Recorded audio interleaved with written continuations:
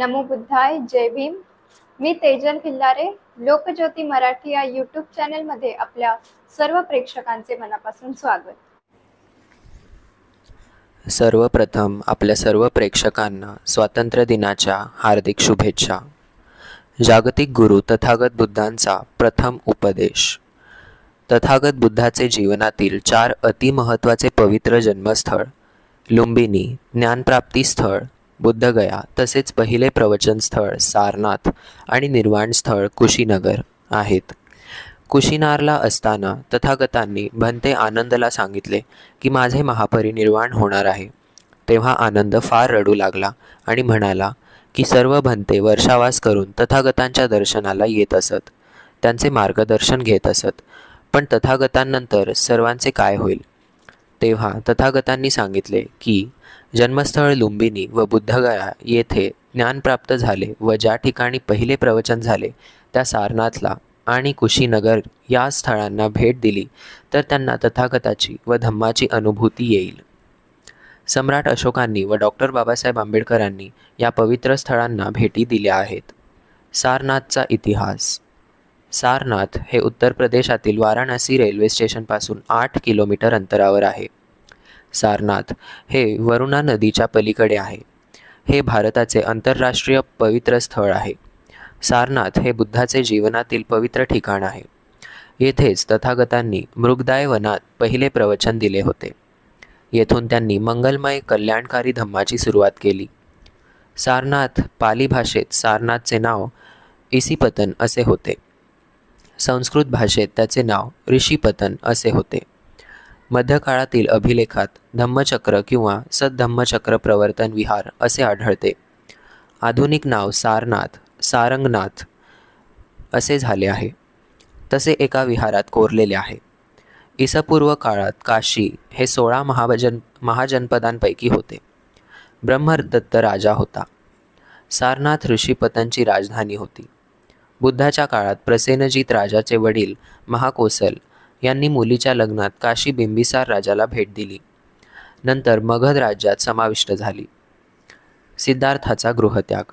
तथागत गौतम बुद्ध हे राजकुमार सिद्धार्थ असताना शाक्य व कोलीय राज्यांमध्ये रोहिणी नदीच्या पाणी वाटपावरून संघर्ष झाला. दोन्ही बाजूने त्यासाठी युद्धाची भाषा सुरू झाली. सिद्धार्थाने सर्वांना शांततेने वाद मिटवण्याचे सांगितले व रक्तपात टाळण्याचे आवाहन केले, पण त्यांचे कोणी ऐकले नाही. शाक्यांच्या नियमांप्रमाणे तरुणांनी युद्धात सामील झाले पाहिजे किंवा युद्धात सहभाग न घेतल्यास देशाबाहेर गेले पाहिजे, नाहीतर त्याची संपत्ती जप्त करण्याचा नियम होता. तथागताने गृहत्याग केला. पुढे त्यांना कळाले की संघर्ष मिटला आहे व त्यांना परत बोलवण्यात आले आहे. परंतु सिद्धार्थाच्या लक्षात आले की जगात व समाजात सर्वत्र कलह आहे. त्यामुळे त्यांनी शांततेचा मार्ग शोधण्याचा प्रयत्न केला.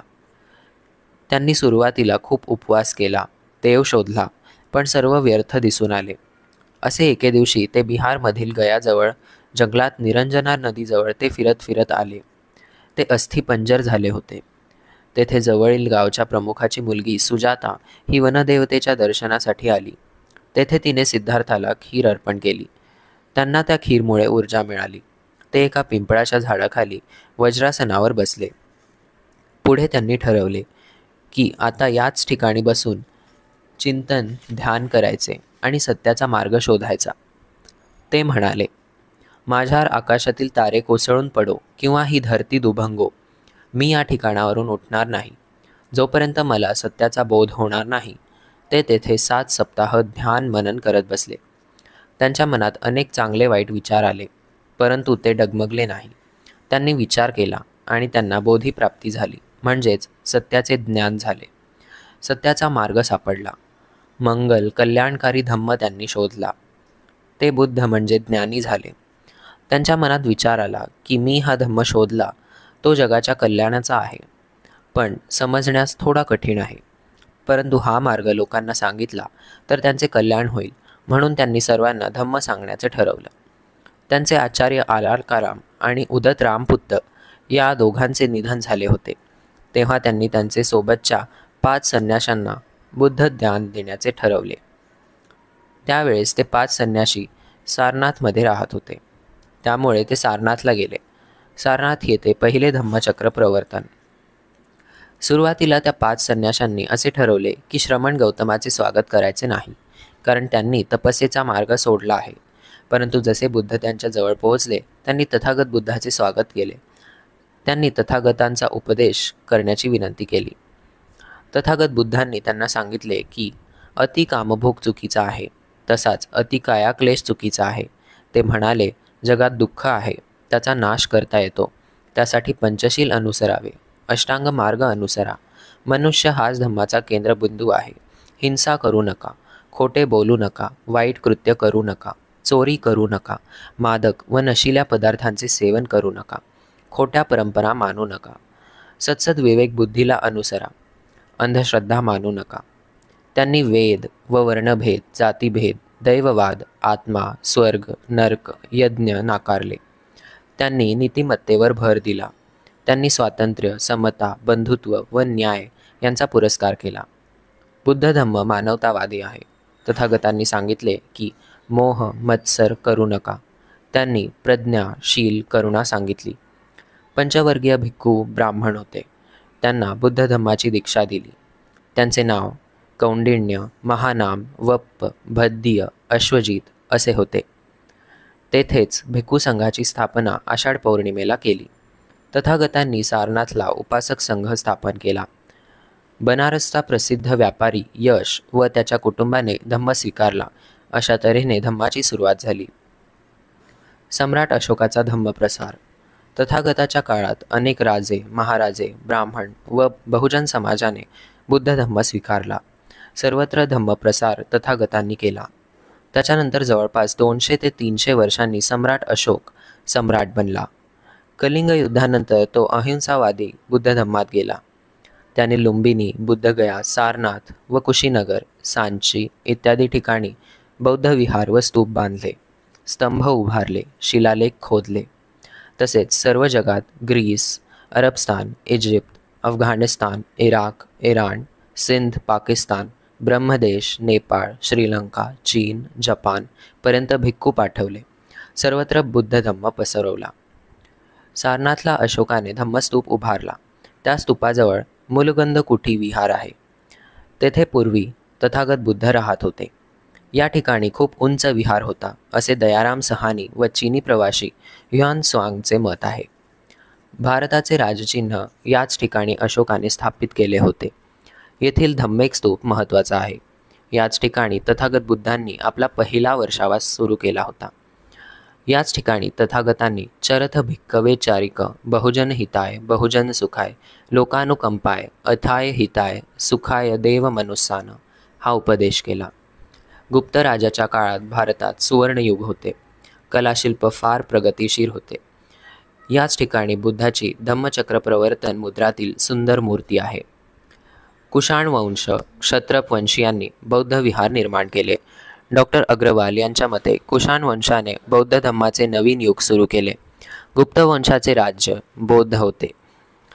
11व्या शतकात बंगालचा पाल राजा महिपालने सारनाथचा जीर्णोद्धार केला. राजा गोविंदचंद्रची पत्नी कुमारदेवीने सारनाथमध्ये इसपूर्व 1114 मध्ये धम्मचक्र जैन विहार बनवला.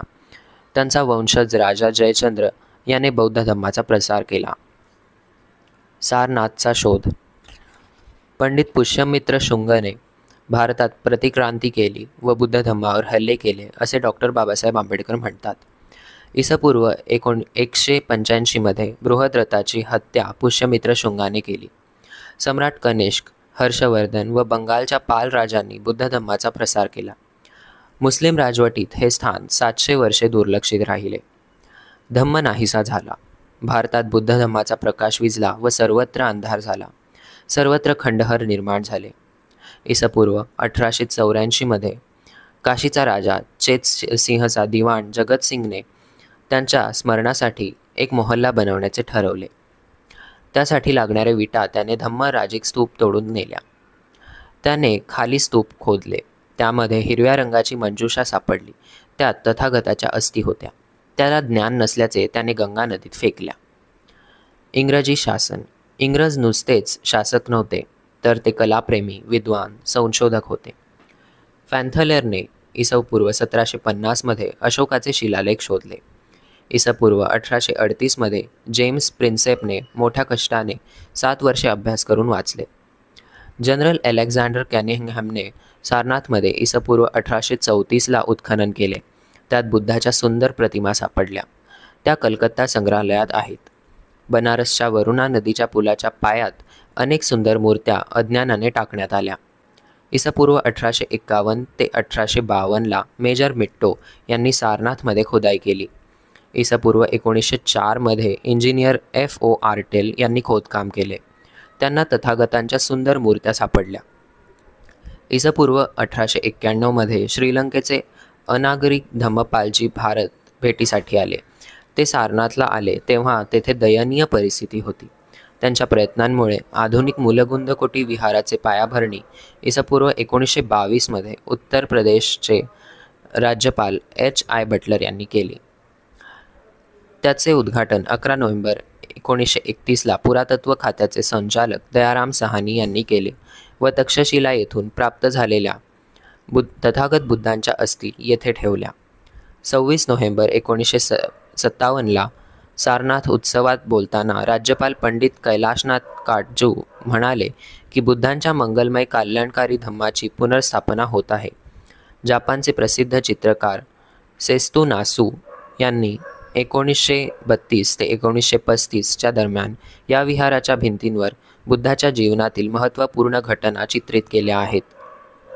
भारताची राजमुद्रा. सारनाथ येथे सम्राट अशोकाने सिंहाचा स्तंभ उभारला होता. तो सारनाथला सापडला. त्यावर सत्यमेव जयते असे लिहिलेले आहे. ते प्रतीक आज भारताची राजमुद्रा आहे. त्यानंतर डॉक्टर बाबासाहेब आंबेडकरांनी भारतात लाखो लोकांना बुद्ध धम्माची दीक्षा देऊन पुन्हा इतिहास घडवला. तथागत बुद्ध हे जगाचे गुरु आहेत. सौजन्य आयुष्यमान सुरेश घोरपडे, माजी न्यायाधीश. धन्यवाद.